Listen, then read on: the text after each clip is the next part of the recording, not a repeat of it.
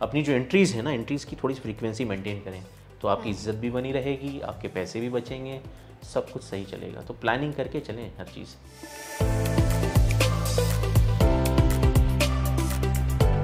दोस्तों, आज के इस एपिसोड में हम बात करने वाले हैं बजटिंग, सेविंग और ओवर स्पेंडिंग की। इस टॉपिक पर बात करने के लिए हमारे साथ हमारे बीच हमारे गेस्ट मौजूद हैं, mister Zaid. Zaid, we would love to welcome you on FM 107। Hope you are doing good. Yeah, I am fine. Budgeting क्या है, ये एक आम इंसान के लिए कितनी इम्पॉर्टेंट और एसेंशियल है, एंड क्या बजटिंग की वजह से ही लेटर ऑन सेविंग्स मुमकिन है? हम शुरुआत करते हैं कि इंग्लिश में एक सेइंग है जिसे बोलते हैं, if you fail to plan you are planning to fail. Very well said. So basically आप बजटिंग क्यों करते हो? आपको मालूम है, आपको अंदाज़ा है कि आपकी ज़िंदगी में, रोज़मर्रा की ज़िंदगी में, चाहे वो प्रोफेशनल लाइफ हो या आपकी निजी ज़िंदगी हो, उसके अंदर आपको आने वाले ख़र्चों का एक अंदाज़ा होता है। सही। तो बजट क्या होता है? बजट बेसिकली आपकी जो हिस्टोरिकल डेटा है, हिस्टोरिकल एक्सपेंसेस हो चुके हैं, बेसिकली उन्हीं को मद्देनज़र रखते हुए एक आप प्लान तैयार करते हो कि आने वाले दिनों में हमारा इतना ख़र्चा हो सकता है और हमारी आमदनी इतनी होगी। तो बस अब वही है, अब जब आपने जो एक खाका तैयार कर लिया है, तो अब उस पर आपको अमल करना है। तो जहाँ आप अमल करेंगे तो सरप्राइजेस कम आएंगे ज़िंदगी में। तो ये मेरी समझ है इसके बारे में। बहुत ही अच्छे, बहुत ही सिंपल तरीके से आपने हमारी ऑडियंस को समझाया। अच्छा, हमारे जो ब्लू कॉलर वर्कर्स हैं, जिनकी बहुत लिमिटेड सैलरीज हैं, और उनकी सैलरी का बेसिकली जो मतलब है is all about responsibilities fulfilment. तो ऐसे में वो किस तरह से बजटिंग करें in order to save money for the future? अब देखिए, जैसे यहाँ पे क़तर की बात करी जाए, जैसे ब्लू कॉलर वर्कर्स स्पेशली सब कॉन्टिनेंट से आते हैं और ज़्यादातर मतलब स्किल्ड लेबर्स हैं, जैसे प्लम्बर्स हैं, मेसन्स हैं, और तो इनका क्या है कि मतलब ये तो generally either they are, most of them are freelancers. तो उनका क्या होता है कि वो कॉन्ट्रैक्चुअल रिस्पॉन्सिबिलिटीज़ तो इतनी नहीं होती हैं। उसके अलावा वो लोग क्या करते हैं कि मतलब एक तो उनको जो नॉर्मल जो वर्क है अपना, कहीं पे भी जो उनको जो प्रोजेक्ट बेस्ड जो हैं जॉब्स मिलती हैं, वहाँ पे वो काम करते हैं, ठीक है। वो तो नॉर्मल अपनी वो लाइफ चल रही है, उससे वो सेविंग्स कर रहे हैं या जो भी अपने घर का ख़र्चा चला रहे हैं। बाकी अगर वो उनको जो एक्सेस ज़रूरियात हैं वो पूरी करते हैं फ्रीलांसिंग से।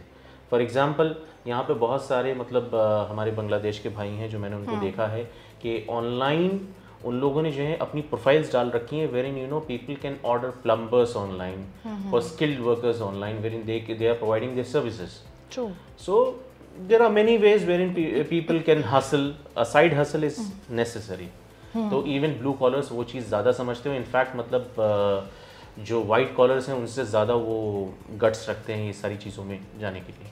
अच्छा, एक चीज़, एक टर्म जो है आजकल बहुत ज़्यादा उसका इस्तेमाल हो रहा है, and that is called self dependency after retirement. इस टर्म को आप किस तरह से डिफाइन करना चाहेंगे? देखिए, सेल्फ डिपेंडेंसी बस यही है, उसको उर्दू में कहें तो खुद मुख्तारी हो गई। अब जैसे कि इंसान की जो ज़िंदगी है ज़्यादा से ज़्यादा 65 साल, जो भी तबीयी ज़िंदगी है, आप रिटायर कर जाते हो तकरीबन 55-60 साल। बहुत सारे लोग आजकल अर्ली रिटायरमेंट की बात करते हैं। तो उसमें क्या होता है कि दे वर्क हार्ड, यानी रिग्रेस वर्क करते हैं, और फिर उसके बाद वो अपनी जो इन्वेस्टमेंट्स करते हैं आइदर लैंड में और नहीं तो घर बनाने में।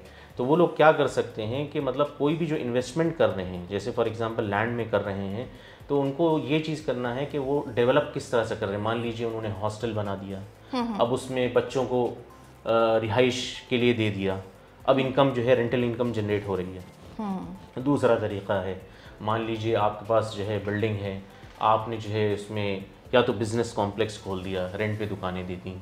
मतलब there are an number of avenues wherein you can invest and earn money. तो अब वो जनरेट आराम से मतलब हो सकता है कि अगर आप सही से प्लान कर रहे हैं। यहीं पे बात आ रही है प्लानिंग की। प्लानिंग मतलब बजटिंग है। आपने वो बजटिंग पहले ही अपनी लाइफ में 10-20 साल पहले कर रखी है, जिसकी वजह से आपके फ्रूट बियर होंगे आफ्टर 20 ईयर्स, राइट टाइम पे।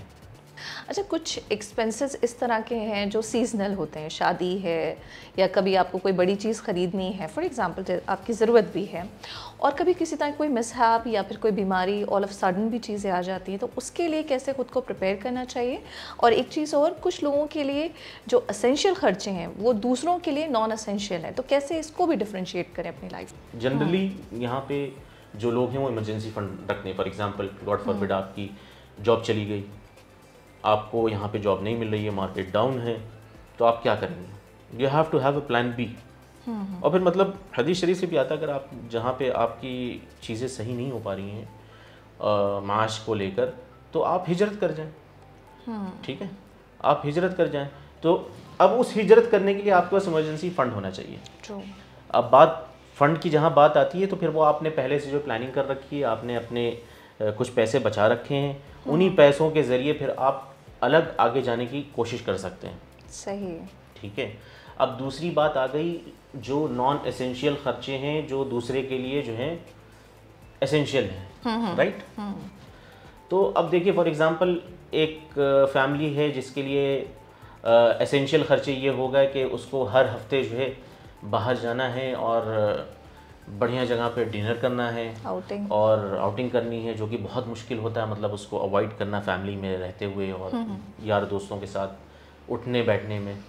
तो उनके लिए उन्होंने क्या करा है कि ऑल्दो ये नॉन एसेंशियल हैं if you think pragmatically, but उन्होंने एसेंशियल इसको बना लिया है माशरे के लिए। तो अब इसको मैनेज करने के लिए क्या करना पड़ता है कि आपको जो क्या बोलते हैं, जो फ्रीक्वेंसी है, उसको फ्रीक्वेंसी को कम करना पड़ेगा। उस जब फ्रीक्वेंसी को आप कम करेंगे, धीरे धीरे धीरे धीरे आप अपना एक साइड बैकअप बनाते हुए चलें।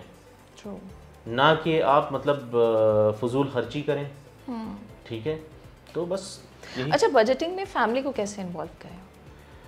बजटिंग में देखिए, सबसे बेहतरीन तरीक़ा फैमिली को इन्वॉल्व करने का ये है कि जो घर चलाती है वो एक लेडी होती है, और उसका इन्वॉल्वमेंट मतलब बहुत ज़रूरी है। ज़्यादातर मर्द हजरात यही करते हैं कि वो पैसा कमाते हैं, लेकिन वो पैसा ला के दे देते हैं अपनी अहलिया को, क्योंकि वो तो घर भी संभाल रही है, मतलब उसके पास इतनी रिस्पॉन्सिबिलिटीज़ है, उसकी जॉब डिफाइंड नहीं होती है एक लेडी की। तो आप उसको पहले इन्वॉल्व करें, बच्चों के अंदर वो सेविंग जो है ना, हैबिट्स इंस्टिल करें उनको। आप जो है ये पिगी बैंक्स ला के दें कि ये बेटा आपके लिए है, और फिर मंथ में आप जो है जैसे एज अ बोनस उनको कोई ज़रूरत की चीज़ दिला रहे हैं, उनके अंदर ये चीज़ इंकलकेट कर रहे हैं। फॉर एग्जांपल आप उनको एक छोटी सी पॉकेट मनी दे रहे हो, 5 रियाल दे रहे हो, तो उनके अंदर ये बताओ कि देखो बेटा, आप 2 रियाल से कुछ कर लो, आप 3 रियाल बचा लो, जेब में रख लो, या आपके फ्यूचर में आप इससे कोई अच्छी चीज़ ले सकते हो। तो मतलब ये चीज़ें हमको अपने घरों में जो है तरबियत करना पड़ेगी। नहीं तो ख़ास तौर से खलीज वाले, उनका ये है कि जब वो वापस अपने मुल्क जाते हैं तो वहाँ पे बेचारे उनको सपोर्ट नहीं मिलता, सपोर्ट सिस्टम नहीं होता है। तो बेहतर ये है कि वो अभी से सारी चीज़ों को प्रिपेयर करना चालू करें, और वो बच्चों को जो है सेल्फ सब्सिस्टेंट, जैसे आपने सेल्फ डिपेंडेंसी के लिए वो तैयार करें, एक नया जनरेशन तैयार करें। Thank you so much for taking out this time and sharing such amazing insights and information. आप इस टॉपिक को किस तरह से कंक्लूड करना चाहेंगे? फजूल खर्ची से बचें और बुखल से भी बचें। ठीक है, एक दरमियानी रास्ता रखें, और बहुत ज़्यादा अपनी इज़्ज़त अपने हाथ, बहुत ज़्यादा लोगों में इतना ज़्यादा भी अपनी जो एंट्रीज़ है ना, एंट्रीज़ की थोड़ी सी फ्रीक्वेंसी मेंटेन करें, तो आपकी इज़्ज़त भी बनी रहेगी, आपके पैसे भी बचेंगे, सब कुछ सही चलेगा। तो प्लानिंग करके चलें हर चीज़, मतलब जो रिस्क ले रहे हैं कैलकुलेटेड रिस्क लें। बहुत ही अच्छी खूबसूरत बात, और इसी खूबसूरत बात के साथ दोस्तों वक्त हो गया आपसे इजाज़त लेने का। इंशाल्लाह नए एपिसोड में नए टॉपिक, नए गेस्ट के साथ हाजिर होंगे। तब तक के लिए अपना ख्याल रखिए, खुश रहिए, सुनते रहिए FM 107 दिल से देसी।